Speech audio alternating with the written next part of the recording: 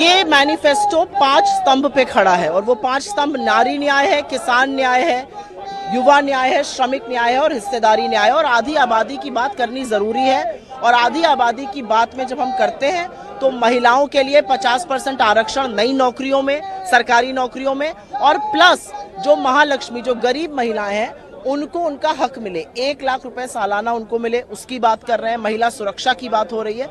तो आधी आबादी की अगर बात हो रही है तो उसमें क्या दिक्कत है? कहा कि ये जो मैनिफेस्टो है ये देश के 98% लोगों को रिप्रेजेंट कर रहा है। भाजपा का मैनिफेस्टो उन 2% लोगों के लिए हो सकता है जिसमें अडानी के लंबे रिक्वेस्ट वाले लेटर हो सकते हैं। राहुल जी ने कन्याकुमारी से कश्मीर 4,500 पैदल किलोमीटर चले, उसके बाद वो मणिपुर से मुंबई तक की यात्रा करी। उन्होंने लोगों की बात सुनी है, लोगों की अपेक्षाएं, उनके दुख दर्द को समझा है और उस आधार पर ये मैनिफेस्टो बना है। हमारे जो न्याय के स्तंभ भी हैं वो लोगों के फीडबैक पर लोगों की आवाज को दिखाते हुए हैं। तो उनका बिल्कुल कहना ठीक है।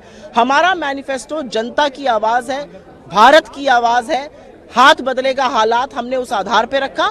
बीजेपी का मैनिफेस्टो जैसा कि होता है, एक कमरे में बैठकर 2-4 पूंजीपति लिखकर दे देंगे एक रिक्वेस्ट लिस्ट और वो मैनिफेस्टो बन जाएगा। कांग्रेस की आंखें लाल है सरकार पर। अध्यक्ष साहब ने कहा, मल्लिकार्जुन खड़गे साहब ने, कि लगता है जैसे प्रधानमंत्री अफीम खा के सोए हुए हैं। 30 जगहों के नाम बदल दिए गए, लेकिन पूरा लद्दाख सड़कों पर है। लद्दाख के लोग आशंकित हैं, आंदोलित हैं। लद्दाख में सोनम वांगचुक जी ने 21 दिन का फास्ट किया, सरकार ने कोई खबर नहीं ली।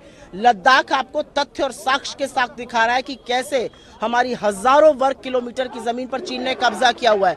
जहां पर पहले चरवाहे जाते थे वहां पर नहीं जा पा रहे हैं। उसके बाद चीन लगातार धृष्टता कर रहा है, हमारे अरुणाचल की जगहों का नाम बदल रहा है और सरकार को कोई फर्क नहीं पड़ रहा है। विदेश मंत्री कहते हैं क्या फर्क पड़ता है, मैं आपके घर का नाम बदल दूं वो मेरा घर हो जाएगा। साहब, ये आपके घर की बात नहीं है, हिंदुस्तान की सरजमी की बात है, ये हिंदुस्तान की भूभागीय अखंडता की बात है। इस पर सरकार को जवाब देना चाहिए। प्रधानमंत्री ने चुप्पी तोड़ी है और कहा है कि जो सीएए कानून है उस पर विपक्ष लोगों को गुमराह कर रही है। प्रधानमंत्री ने अगर चुप्पी तोड़ी है तो चीन का नाम, चुनौती है आपके माध्यम से, चीन का नाम प्रधानमंत्री लेकर दिखा दे।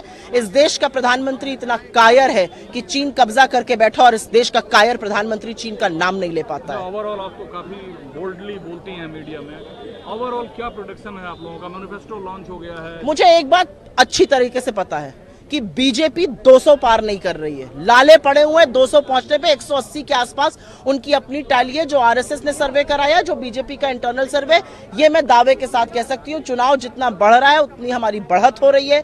इंडिया ब्लॉक मजबूती से ये चुनाव लड़ रहा है, लोगों के मुद्दे पर लड़ रहे हैं। मैं बहुत आश्वस्त हूँ।